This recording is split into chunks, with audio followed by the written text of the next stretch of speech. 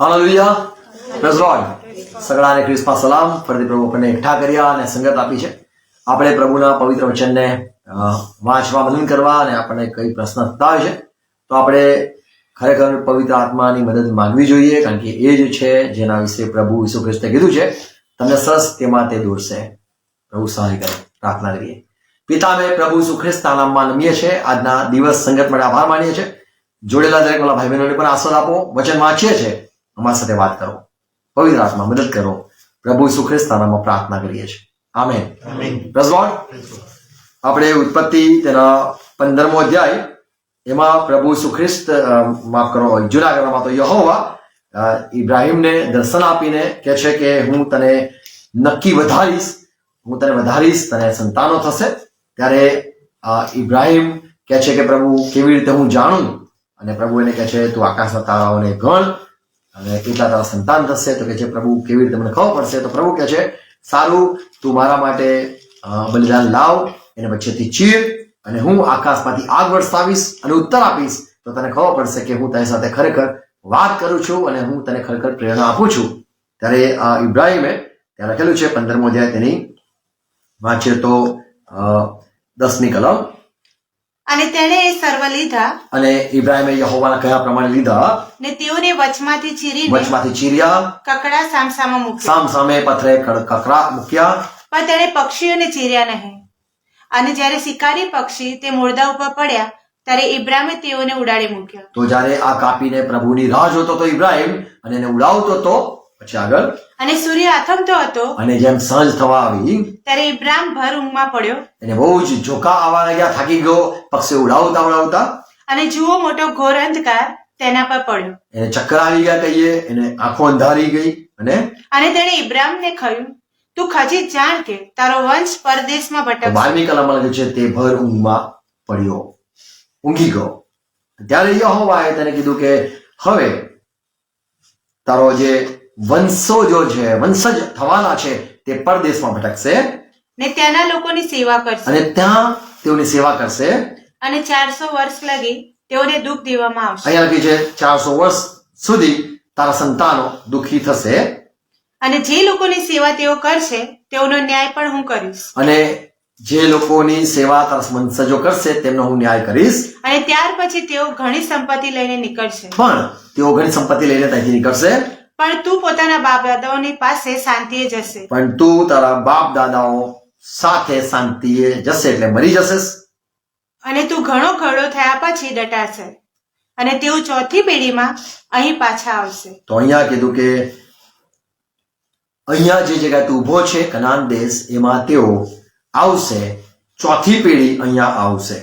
હવે જ્યારે આપણે આ પ્રમાણે વાંચીએ છીએ કે 400 વર્ષની ગુલામગીરી, 400 વર્ષ સુધી પ્રભુએ કીધું કે તેઓ ઊંઘી ગયો, તે મારા અર્પણોની કાળજી ન રાખી, અને એટલા માટે પ્રભુએ એને આ પ્રમાણે કીધું કે તે બેધ્યાન રહ્યો છે, અને એટલા માટે હું તને આ પ્રમાણે કહું છું કે તારો વંશજ જે હશે 400 વર્ષની ગુલામગીરીમાં જશે, અને ચોથી પેઢીએ અહીંયા તેઓ આવશે. હવે આપણે જો નિર્ગમન જોઈએ, નિર્ગમન તેનો 12મો અધ્યાય, તેની 40મી કલમ. હવે ઇઝરાયલ પુત્રોએ જે પ્રવાસ મિસ્ર દેશમાં કર્યો તેની મુદત 430 વર્ષની હતી. હવે અહીંયા જોઈએ છે કે ઇઝરાયલ જે ઇબ્રાહીમના સંતાન એટલે ઈસાકનો દીકરો યાકૂબ, એનું નામ હતું ઇઝરાયલ. અને ઇઝરાયલના જે સંતાનો હતા એમને પણ ઇઝરાયલી કહેવાય છે. તો તેઓએ જ્યારે અહીંયા લખેલું છે કે તેઓ નીકળ્યા, મિસ્રમાંથી નીકળ્યા, પણ 430 વર્ષે નીકળ્યા એવું લખેલું છે. વાંચો.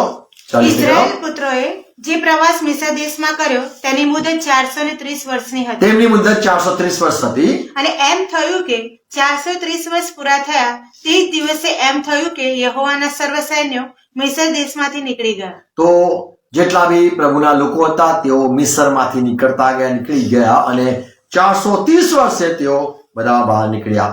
તો એ જે કદાચ એ પ્રમાણે સવાલ થાય કે 400 વર્ષ લખેલા છે, ગુલામગીરીમાં જશે ને શા માટે 430 વર્ષ લાગ્યા, અને 430 વર્ષ તેઓ બહાર કેમ નીકળ્યા? કેમ ભવિષ્યવાણી પ્રમાણે 400 વર્ષે જ તેઓ કેમ ના નીકળ્યા? આ સવાલ થાય ને આ સવાલ નેટ પર, ઇન્ટરનેટ પર લોકો સર્ચ કરનારા પૂછે છે અને અવિશ્વાસ કરે છે કે પ્રભુ તમારા વચનમાં આવું શા માટે. હવે જે ઉત્પત્તિ લેખક છે એ મૂસા છે, અને નિર્ગમનનું જે પુસ્તક છે એ લેખક પણ મૂસા જ છે. મૂસા એ જ લખ્યું કે ઇબ્રાહિમ અમારો જે પૂર્વજ છે, અમારા બાપ દાદા છે, એમને પ્રભુએ જે 400 વર્ષની વાત કરેલી, અને અમે અહીંયા 430 વર્ષે બહાર નીકળ્યા. તો અહીંયા શા માટે પ્રભુના વચન પ્રમાણે પૂરું ન થયું એવો સવાલ લોકોને હોય છે. હવે હું એના વિશે કહેવા માંગુ છું. ઘણા લોકો એ પ્રમાણે પણ કહે છે કે ઈસાક એ પોતે મિસ્રીનો દીકરો ઇસ્માઇલ એને હેરાન કર્યો, અને જેટલા બી પ્રભુના બાળકો ઇબ્રાહિમથી આવવા લાગ્યા તેઓ બધા હેરાન થયા છે. અને એ પ્રમાણે લોકો કહે છે કે જો ઇબ્રાહિમના દીકરાઓ બાળકો જેટલા પણ થયા એ બધાને સતાવણી થઈ છે, તેઓ ગુલામ થયા છે, એવી રીતે લોકો વાત કરે છે. અને લોકો એ પ્રમાણે કહે છે કે 215 વર્ષ જ તેઓ મિસરની ગુલામગીરીમાં રહ્યા હતા. તો 400 વર્ષ કેમ? અને ચોથી પેઢીની વાત જ્યારે છે કે ચોથી પેઢી અહીંયા પાછી આવશે, તો તમે જો જુઓ તો ઇબ્રાહિમ ની પહેલી પેઢી કહેવાય, એનું પહેલું બાળક કહીએ તો એ હતું ઈસાક. એનાથી બીજો છોકરો જોઈએ તો ઈસાકના બીજા 2 દીકરા હતા, એક યાકૂબ હતો અને એસાવ હતા. તો બીજી પેઢી કહો. અને યાકૂબના જે બીજા છોકરા છે એ લેવી છે, યહૂદા છે, બિન્યામીન છે. જે 12 છોકરા જે યાકૂબથી થયા એ કહે ત્રીજી પેઢી, અને પછી એનાથી બીજા દીકરાઓ થયા, તો એ ચોથી પેઢી. પણ આ મૂસા અને એ બીજા જે લોકો છે એ તો ખાસી પેઢી પછી તેઓ આવેલા. તો ચોથી પેઢી તો પાછી અહીંયા નથી આવી, અને 400 વર્ષ પણ તેઓ પાછા નથી, 400 વર્ષે તેઓ નથી આવ્યા. તો સવાલ થાય છે કે શા માટે 430 વર્ષ, અને કેમ ચોથી પેઢી આવવાની પાછી હતી એ કેમ પૂરી ના થઈ, પણ ચોથી પેઢી પછીના લોકો પ્રવેશ કરેલો છે. તો કે છે ચોથી પેઢી જ અહીંયા આવશે, એક એ વાત છે. હવે અહીંયા જે આપણે જે જોયું ઉત્પત્તિ તેનો 15મો અધ્યાય, એમાં જ આપણે 5 વાતો જોઈ શકીએ છીએ કે પ્રભુએ શું ઇબ્રાહિમને કહ્યું. પહેલી વાત, પ્રભુએ ઇબ્રાહિમને કહ્યું કે તારો સંતાન, ઘણા લોકો કહે છે સંતાન એટલે ઈસાકની વાત થઈ રહી છે, અથવા તો ઈસુ ખ્રિસ્તની વાત થઈ રહી છે. એ ગલાતી તેના 3 અધ્યાયમાં કદાચ જોવા મળે છે. તો આ સંતાનની વાત છે. ને પછી લખ્યું છે પરદેશમાં ભટકશે અને 400 વર્ષની ગુલામગીરી કરશે. અને ત્રીજું છે કે ચોથી પેઢી અહીં આવશે, તેઓ ભટકશે. ઇબ્રાહિમ, તું નક્કી જાણ, તારા વંશજ એ દેશમાં જશે જે એમનો દેશ નથી. જે બીજા લોકો છે, અન્ય જાતિ છે, તેમના એમાં એ જશે, તેની તે સેવા કરશે, અને 400 વર્ષ સુધી તેઓ ત્યાં રહેશે, અને ત્રીજી અને ચોથી પેઢી તેઓ અહીં આવશે. તો આ જે પરફેક્ટ જે ભવિષ્યવાણી છે એના વિશે આપણે જરા જોવા માંગીએ છીએ. હવે આપણે જો જોઈએ તો મૂસાને પ્રભુએ ક્યારે પસંદ કર્યો, તો પ્રેરિત 7મો અધ્યાય 23મી કલમ જો જુઓ, પ્રેરિત 7:23માં જુઓ, તો જ્યારે મૂસા 40 વર્ષનો હતો ત્યારે તેને તેના ભાઈઓને મળવાની ઈચ્છા જાગી. એને 40 વર્ષનો હતો ત્યારે એને ઈચ્છા જાગી. હવે આપણે જોઈએ 7મો અધ્યાય 30મી કલમ, તો જ્યારે 40 વર્ષ પૂરા થાય છે મૂસાના, પછીથી પ્રભુ એને દર્શન આપ્યું. 23મી કલમ 30મી કલમ. પણ તે લગભગ 40 વર્ષનો થયો ત્યારે પોતાના ઇઝરાયેલી ભાઈઓને મળવાનું તેને મન થયું. તો મૂસાને એના ભાઈઓને મળવાનું મન થયું. કઈ ઉંમરે? ગુજરાતીમાં લખ્યું છે 40 વર્ષ. ત્યારે પોતાના ઇઝરાયેલી ભાઈઓને મળવાનું તેને મન થયું. 30મી કલમ. 40 વર્ષ પૂરા થયા ત્યારે દેવદૂતે સિનાઈ પહાડમાં રાનમાં ઝાડવા મધ્યે અગ્નિની જ્વાળામાં તેને દર્શન દીધું. હા, મૂસા તે દેખાવ જોઈને આશ્ચર્ય પામ્યો. તો પ્રભુએ મૂસાને 40 વર્ષ પછી દર્શન આપ્યું. 40મા વર્ષે નહીં પણ 40 વર્ષ પછી દર્શન આપ્યું એવું અહીંયા સ્પષ્ટ લખેલું છે.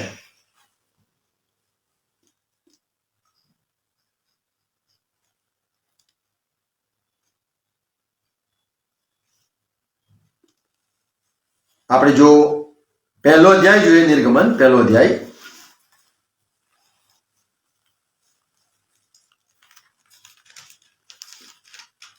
તેની કઈ કલમ છે?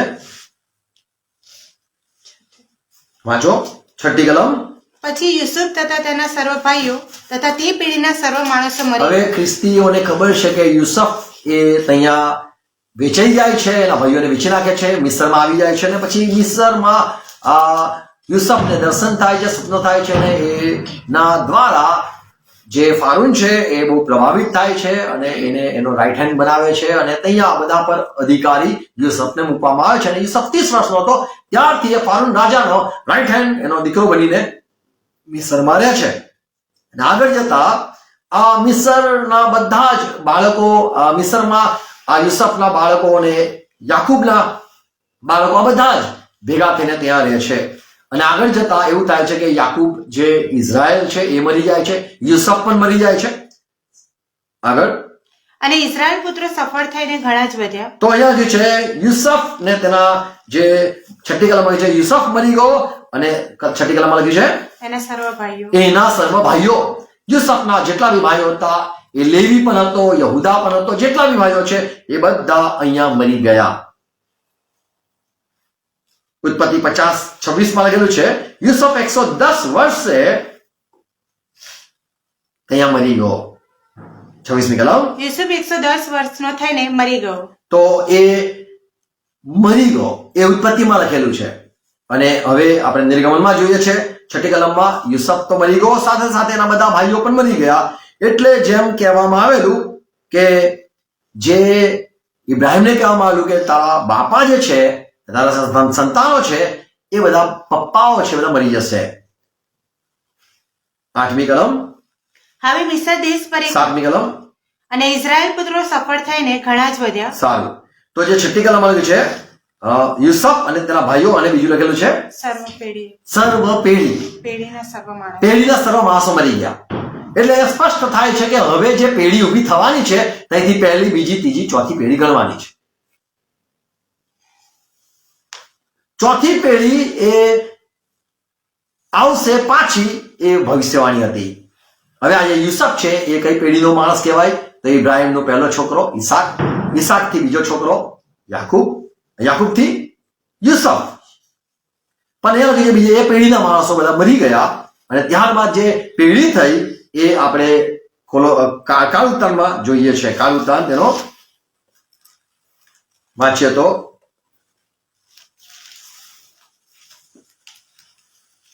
વાંચો. યસ, 6ઠ્ઠો અધ્યાય.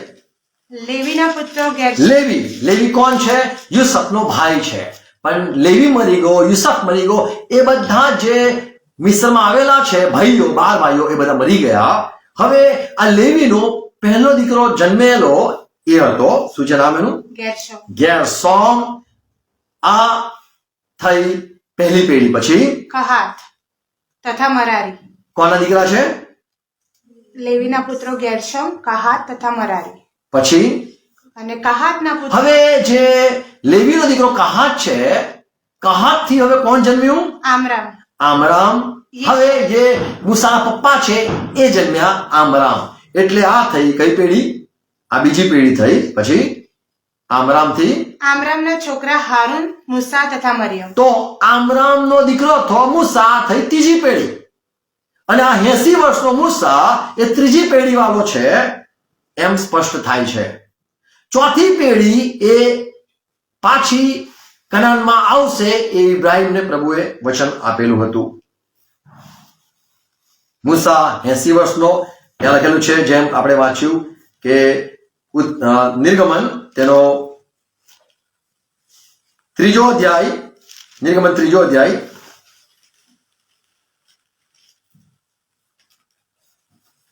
16 થી 20 કલમ જો વાંચો તો ત્યાં લખેલું છે કે પ્રભુએ મૂસાને દર્શન આપ્યું પહેલી કલમમાં, ઝાડુ ભરતું હતું અને એ જોઈને આશ્ચર્ય પામ્યો અને પાસે ગયો ત્યારે પ્રભુએ એને કીધું, હું યહોવા છું. આ બધી વાત એમાં લખી છે નિર્ગમન 3 અધ્યાયમાં. અને એને યહોવાનું દર્શન થયું અને પ્રભુએ કીધું, હું જે છું તે છું. પોતાનું નામ એ પ્રમાણે પ્રભુએ મૂસાને આપ્યું. અને મૂસા ગયો 16મી કલમમાં બધા જ ઇઝરાયલના વડીલોને બોલાવ્યા. બધા વડીલોને બોલાવ્યા એટલે આમરામ આયા, એના બાપા આયા, એ બધા પેઢીના બધા લોકો આવ્યા. આ ત્રીજી પેઢીનો મૂસા છે. અને એ એમ કે છે, તું જઈને ઇઝરાયલના પ્રભુએ કીધું, જા મૂસા અને તું વડીલોને ભેગા કરી વડીલોને ભેગા કર. તેઓને કહે કે યહોવા તમારા પિતૃઓનો દેવ, ઇબ્રાહીમનો તથા ઈશાકનો તથા યાકૂબનો દેવ, તેણે મને દર્શન દઈને કહ્યું કે મેં નિશ્ચય તમારી ખબર લીધી છે ને મિસરમાં તમારા ઉપર જે વીત છે તે મેં જોયું છે. તો મેં દુઃખ જોયું છે. હવે અહીંયા યહોવાએ પોતાનો કરાર સંભાળ્યો. એ 4થા અધ્યાયમાં છે 17મી કલમ પછી આગળ. અને કહ્યું છે કે મેં યહોવા કહે છે, મૂસા જઈને ઇઝરાયલના બાળકોને કહે, હું તમને મિસરની વિપત્તિમાંથી કાઢીને તમને કનાનીઓના તથા હિતીઓના તથા અમોરીઓના તથા પરિઝીઓના તથા હિવીઓના તથા યબૂસીઓના દેશમાં એટલે દૂધ તથા મધની રેલમછેલવાળા દેશમાં લઈ જઈશ. હું લઈ જઈશ એવું યહોવાએ કીધું છે. કારણ કે ઇબ્રાહીમને આવું વચન આપેલું કે 4થી પેઢી અહીંયા પાછી આવશે. અને એટલા માટે તમે સાંભળો બધા લોકો કે યહોવાએ તમારી ખબર લીધી છે. 18મી કલમ. અને તેઓ તારી વાણી સાંભળશે અને તું તથા ઇઝરાયલના વડીલો મિસરના રાજાની પાસે જઈને તેને કહો કે તું મૂસા ચિંતા ના કરતો, બધા લોકો તારું સાંભળશે, વિશ્વાસ કરશે કે હા ખરેખર અમારો દેવ જે છે એ ઇબ્રાહીમનો દેવ છે. અને ઇબ્રાહીમને જે ભવિષ્યવાણી પ્રભુએ વચન આપેલું છે એ અમે માનીએ છીએ. અને તમે જઈને પછી ફારૂન પાસે જજો મિસરમાં, જઈને તેને કહો કે હિબ્રુઓનો દેવ યહોવા અમને મળ્યો છે. અને એ દેવે ઇબ્રાહીમને કીધેલું જ હતું કે 4થી પેઢી પાછી આવશે. તો એ અમે અહીંયા એ માટે કહેવા આવેલા છે. અને હવે અમારા દેવ યહોવાની આગળ યજ્ઞ કરવા માટે અમને 3 દિવસની મજલ જેટલે અરણ્યમાં જવા દે. તો તમે જઈને કહેજો કે ફારૂન અમને જવા દે. અને હું જાણું છું કે મિસરનો રાજા તમને જવા નહીં દે. 3 દિવસની વાત કરશો તો પણ તે જવા નહીં દે. હા, માત્ર બળવાન હાથથી તમને જવા દેશે. પણ જ્યારે મારો બળવાન હાથ જોશે, મારું સામર્થ જોશે તો એ તમને એમ જ કહેશે, જાઓ. અને મારો લાંબો હાથ લાંબો કરીને મારા જે ચમત્કારો હું તે મધ્ય કરીશ તે સગડા વડે હું મિસરને મારીશ. હા, તો અહીંયા પ્રભુએ મૂસાને કીધું, જઈને ઇઝરાયલને હિંમત આપને કે એ લોકોથી બીતા નહીં. યહોવા દેવ જે છે તે આ મિસ્રીઓને મારશે, મોટા ચમત્કાર કરશે અને તમને છોડાવશે. હવે આપણે જોઈએ નિર્ગમન 7:7માં, મૂસા જ્યારે 80 વર્ષનો થયો અને હારૂન 83 વર્ષનો થયો ત્યારે ફારૂનની આગળ તેઓ ઉભા રહ્યા. શું લખેલું છે? અને તેઓ ફારૂનની સાથે વાત કરી ત્યારે મૂસા 80 વર્ષની વયનો ને હારૂન 83 વર્ષની વયનો હતો. તો અહીંયા જોઈએ છે કે આ મૂસા જ્યારે ફારૂનને કહેવા આવે છે ત્યારે એ 80 વર્ષનો થઈ ગયો છે. નિર્ગમન 4 અધ્યાય 22મી કલમ. અને તું ફારૂનને કહે કે યહોવા એમ કહે છે કે ઇઝરાયલ મારો પુત્ર એટલે મારો જયેશ પુત્ર છે. અને મેં તને કહ્યું છે કે મારા પુત્રને મારી સેવા કરવા માટે જવા દે. અને તે તેને જવા દેવાનો ઇનકાર કર્યો છે. તું માનતો નથી અને દેવ એમ કે છે મારો જ્યેષ્ઠ દીકરો, મારો દીકરો ઇઝરાયલ એને જવા દે. તો અહીંયા મૂસાને ઉપયોગ કરીને પ્રભુ ફારૂનની આગળ વાત કરે છે. 43મી કલમ, 23મી કલમ, નિર્ગમન 4:23. અને મેં તને કહ્યું છે કે મારા પુત્રને મારી સેવા કરવા માટે જવા દે. અને તે તેને જવા દેવાનો ઇનકાર કર્યો છે. તો અહીંયા ફરીથી પ્રભુનો અવાજ આ જ છે, મારા દીકરાને. તો આ દીકરાની વાત છે, આ વંશની વાત છે, આ એક જ જણની વાત છે કે જેને કહેવામાં આવ્યું કે એને જવા દે. અને નિર્ગમન 5:3. અને તેઓએ કહ્યું કે હિબ્રુઓના દેવનો અમને મેળાપ થયો છે. અમારા દેવ યહોવાને માટે યજ્ઞ કરવા સારું 3 દિવસની મજલ જેટલે અરણ્યમાં અમને જવા દે. તો અહીંયા આ જોઈએ છે કે આ ત્રીજી પેઢીનો મૂસા એ વાત કરે છે કે અમારો હિબ્રુઓનો જે દેવ છે એ અમને કહે છે કે અમને જાઓ, તમે કહો ફારૂનને કે તે જવા દે. પણ ફારૂન નહીં જવા દે. એ વાત સાચી હતી. પ્રેરિત કૃત્ય 7મો અધ્યાય તેની 6ઠ્ઠી કલમ. હવે આ જે મિસરમાં લોકો ઇઝરાયેલી લોકો હતા, તેઓ કેટલા વર્ષ ત્યાં હતા? તો અહીંયા સ્પષ્ટ છે 6ઠ્ઠી કલમ. દેવે તેને કહ્યું કે તારા વંશજો દેવે ઇબ્રાહિમને કહ્યું, તારા વંશજો પરદેશમાં રહેશે. ઇબ્રાહિમ તારા વંશજો છે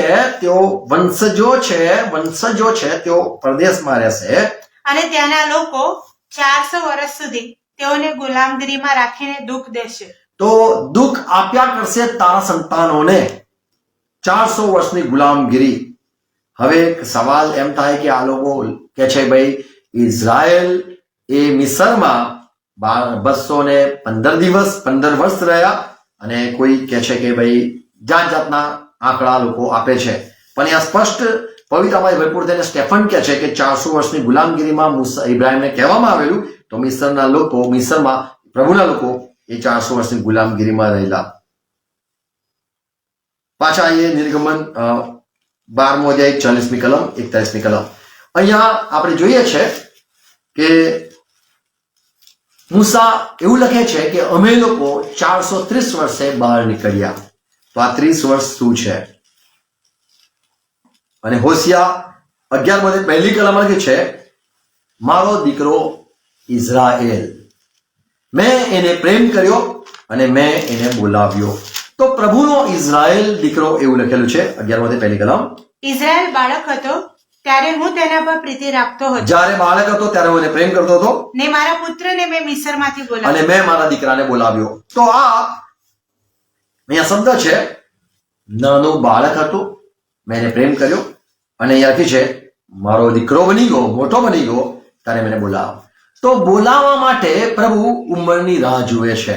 જેમ આપણને ખબર છે, જો તમે વાંચો ગણના કે લેવી વાંચો, ગણના વાંચો, ગણના 1લો અધ્યાય તેની 30મી કલમ વાંચો, તો ત્યાં લખ્યું છે જે લોકો આર્મીમાં જાય, સૈનિક તરીકે જાય, તો 20 વર્ષ જરૂરના હતા. શું લખેલું છે? અને ઇઝરાયેલના જયેશ પુત્ર રૂબેનના છોકરાના વંશમાં તેઓના કુટુંબો તથા તેઓના બાપોના ઘર પ્રમાણે તેઓના નામની સંખ્યા પ્રમાણે માથાબેટ 20 તથા તેથી વધારે વર્ષની ઉંમરના જેટલા પુરુષો લડાઈમાં જવા માટે 20 વર્ષ જરૂરના હતા.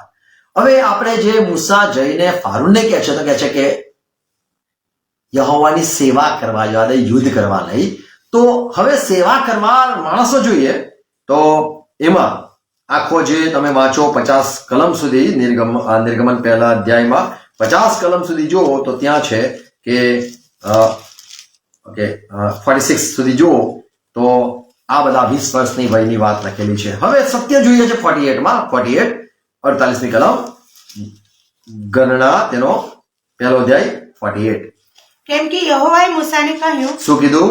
કેવળ લેવીના કુળની લેવીની ગણતરી તું ન કર, એની 20 વાલી નહીં કરવાની. પછી ને ઇઝરાયેલ પુત્રોમાં તેઓની કુલ સંખ્યા તું ન કાઢ, એમની સંખ્યા, લેવીની સંખ્યા ન ગણતો, પણ તું લેવીઓની સાક્ષીના મંડપ પર તથા તેના સગળા સરસામાન પર તથા તેને લગતી સર્વ બાબતો પર ઠરાવ. તો આ લેવીઓને આ બધી વસ્તુઓ જે છે એના ઉપર, એટલે મુલાકાત મંડપ ને બધું વિશ્વાસનું છે, એમાં તું એમને મારા બાળક તરીકે ઠરાવ. અને લેવી જે કુળ છે એને પવિત્ર કુળ કહેવાય છે, એને યહોવાનું અલગ કરેલું કુળ કહેવાય છે, કે જે ફક્ત પ્રભુની સેવા કરવા માટે છે. આપણને ખબર છે જ્યારે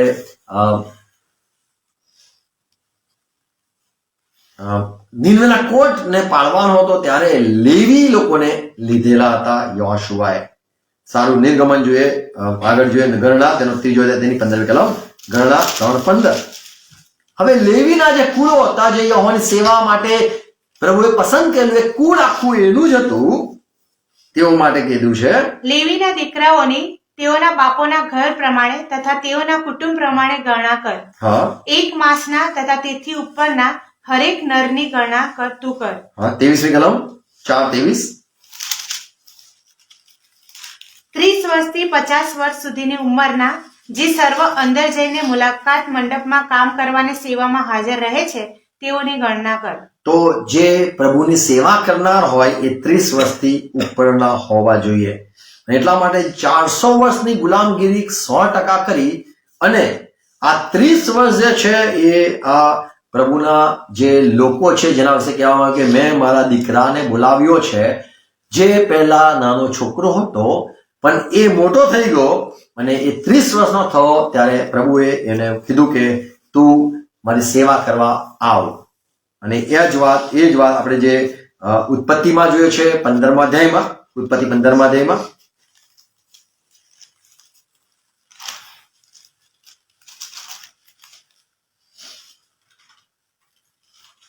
વાંચો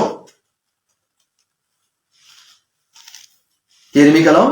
અને તેણે ઇબ્રાહિમને કહ્યું, હા, તું ખચી જાણ કે તારો વંશ પરદેશમાં ભટકશે તારો વંશ જે છે એ પરદેશમાં ભટકશે ને ત્યાંના લોકોની સેવા કરશે, અને આ સેવા પણ કરી અને 400 વર્ષ લગી તેઓને દુઃખ અને દેવામાં 400 વર્ષ સુધી આ એના બાળકોએ દુઃખ પણ સહન કર્યું અને પ્રભુએ એનો ન્યાય પણ કર્યો. 15મી કલમ.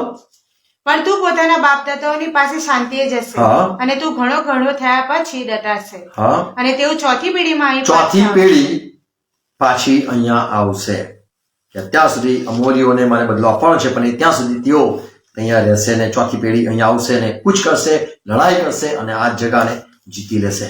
તો ચોથી પેઢી અને 30 જે છે એ લેવી પુત્રોની રાહ જોવામાં આવેલી કે તેઓ પ્રભુના પસંદ કરેલા એ તૈયાર થાય. ત્યારબાદ આ ઇઝરાયલ, હવે આજે પહેલો કાળવૃત્તાંત 6 અધ્યાય 1લી કલમ જોઈ, એમાં લેવી થી શરૂ કરીએ તો કહાત એનો પહેલો દીકરો, કહાત થી બીજી કલમમાં છે આમરામ, અને પછી આમરામથી જોઈએ તો મૂસા છે જે ત્રીજી પેઢી છે. અને નિર્ગમન 18મો અધ્યાય 2 થી 4 કલમ વાંચો તો સિપોરા દ્વારા આ મૂસાને ગેરશોમ પહેલો દીકરો થયો અને બીજો દીકરો થયો એનું નામ એલિયાઝર કર્યું, બીકોઝ મૂસા હેડ સેડ. શું લખી છે? વળી મૂસાએ પોતાની સ્ત્રી સિપોરાને તેના 2 પુત્રો સુદ્ધા મોકલી દીધી હતી. હા. ત્યારે તેના સસરા ઈથ્રોએ પોતાને ઘેર તેઓને રાખ્યા હતા, ચોથી કલમ. અને બીજાનું નામ અલિએઝર હતું, એલિયાઝર પાડ્યું કેમ કે તેણે કહ્યું કે મારા પિતાના દેવે મારી સહાય થઈને ફારૂની તરવારથી મને બચાવ્યો. મને બચાવ્યો છે. આમેન. તો આ ચોથી પેઢી, એટલા માટે પ્રભુએ કીધું મૂસા તું જઈ નહીં શકે, ચોથી પેઢી જવી જોઈએ અને આ પ્રભુના દરેક વચનો એ પ્રમાણે પૂરા થયા. તો 30 વર્ષની ઉંમરની રાહ જોવામાં આવી. આ લેવીને એને કહેવામાં આવ્યું આ મારો દીકરો છે. તો જે પ્રભુના પસંદ કરેલા હતા, જે યહોવાની સેવામાં ઉભા રહેનારા, મંદિરમાં ઉભા રહેનારા, મુલાકાત મંડપમાં સેવા કરનારા, એ લોકોની રાહ જોવામાં આવેલી. એના કારણે પ્રભુએ આ 30 વર્ષ લગાડ્યા. Praise God. અને પ્રેરિત રીતે 7:15 છે યાકૂબ પણ મરણ પામ્યો અને આપણા પૂર્વજો પણ એવું સ્ટેફન કહે છે. 15મી કલમ. યાકૂબ મિસર ગયો અને યાકૂબ મિસર ગયો અને ત્યાં તે તથા આપણા પૂર્વજો ગુજરી ગયા. તો જે પૂર્વજો છે એ કોણ? તો યાકૂબના સંતાન લેવી, એ પૂર્વજો બધા ગુજરી ગયા. અને ત્યારથી ચોથી પેઢીની વાત શરૂ થઈ અને જે ચોથી પેઢી હતી તે જ બહાર નીકળી, નહીં કે બધા જ આખા વંશજો બહાર નીકળ્યા, બધા જ નીકળ્યા એવું નહીં, પણ ચોથી જ પેઢી 400 વર્ષ પછી બહાર આવી, બાકીના બધા જ અહીંયા મરી ગયા. આશા રાખું છું તમે આ વાતને સમજી શક્યા. Praise God. તો એટલા માટે મૂસા એવું કીધું કે અમે અહીંથી બહાર નીકળ્યા ત્યારે અમે 430 વર્ષે બધા બહાર નીકળ્યા. તો બહાર નીકળ્યા એની ઉજવણીમાં તેઓએ એને પાસખા એટલે પાસખા એ પાસઓવર શબ્દ પરથી, એટલે તો બહાર નીકળવાના પરથી શબ્દ આવેલો છે એ હિબ્રુમાં પાસઓવર, પાસખા, અને એ બહાર નીકળ્યા એની યાદમાં આ લોકો ઉજવે પણ છે. તો 430 વર્ષ એ ગણતરી છે અને બીજાની જે પણ સમજણ હોય પણ આ આપણી સમજણ છે. Praise God. God bless you. દરેકને પ્રભુ કૃપા આપે. પ્રાર્થના કરીએ. જીવતા પ્રભુ, આભાર તમારા પવિત્ર વચન માટે. જે તમે વચન આપો છો એ પૂર્ણ પણ કરો છો. તમારા પર અમને પૂરો વિશ્વાસ છે. તમે જેમ પ્રભુ તમારા લોકોને 400 વર્ષની ગુલામગીરીમાં રહેવા દીધા અને તમે જેમ સમય આવ્યો તમે મૂસાને ઉભો કર્યો અને તેને છોડાવનાર તરીકે ઉભો કર્યો, તેને છોડાવ્યા અને ચોથી પેઢીને એના દેશમાં પહોંચાડી પણ શક્યો પ્રભુ. અને મૂસાએ જ કીધું આ જે વાત લખી એ પ્રભુ અમે સમજ્યા, આભાર માનીએ છીએ. 430 વર્ષ એ તમારા સંતાનને જેમ હોશિયામાં લખ્યું છે, બાળક હતો ત્યારે મેં પ્રેમ કર્યો અને જ્યારે તું દીકરો બન્યો ત્યારે મેં તને બોલાવ્યો. પ્રભુ એ ઉંમર તમે તમારા લોકો માટે, સૈનિકોને નહીં પણ સેવા કરનારાઓને તમે છોડાવ્યા. પ્રભુ આ બધી વાત સમજાવતા રહો અને પ્રભુ જે વવય છે એ દરેક પ્રભુ સમજે અને તમારા સતતાને દરેક સ્વીકારે. જે વિરોધની વાત છે દૂર કરો.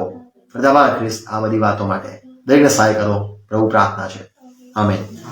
પ્રભુ સુલના સાથે કરીએ. તમારું રાજ્ય આવો જેમ આકાશમાં તેમ પૃથ્વી પર તમારી ઈચ્છા જ પૂરી થાય. દેશ રોટલી આજ મને આપો, જેમ અમે માફ કરીએ છીએ તમારું માફ કરજો. રાજ્ય સરકાર સમાજ. Amen. Praise God. Thank you. God bless you.